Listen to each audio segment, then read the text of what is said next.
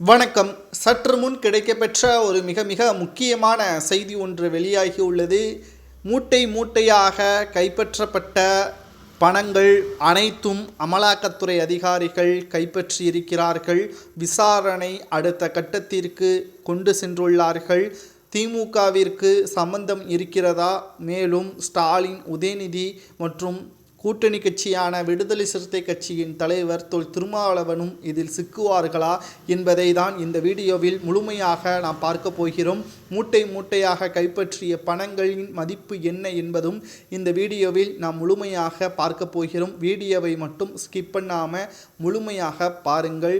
கடந்த 3 நாட்களாக லாட்டரி அதிபர் மார்டினுக்கு சொந்தமான இடங்களில் கடந்த 3 தினங்களாக நடந்த சோதனைகளில் சுமார் 12.5 கோடி ரூபாய் ரொக்க பணம் பறிமுதல் செய்யப்பட்டுள்ளது.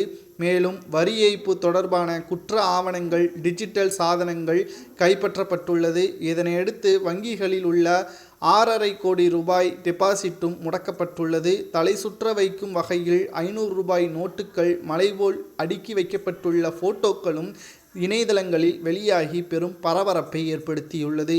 இது இவருடைய வீட்டில் முதல் முறை அல்ல, இது 3வது முறையாக சோதனைகள் நடத்தப்பட்டு வருகிறது.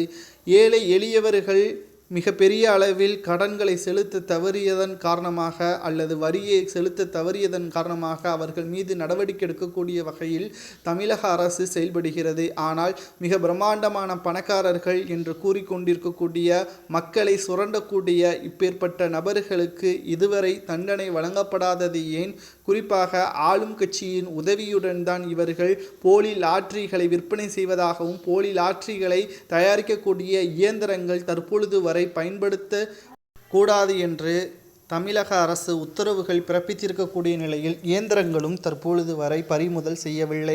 இதனால் தமிழக அரசிற்கும் தற்பொழுது மிகப்பெரிய ஒரு சிக்கலாக அமைந்திருக்கிறது. தமிழக அரசின் உதவி இல்லாமல் கோடிக்கணக்கில் பணங்களை பதுக்கி வைக்க முடியாது. ஆனால் தற்பொழுது திருமாவளவன் அவர்களது கூட்டணி விலகிவிடக் கூடாது என்பதற்காக ஸ்டாலின் அவர்கள் கொடுத்த கருப்பு பணம்தான் என்ற தகவலும் தற்பொழுது வெளியாகி இருக்கிறது.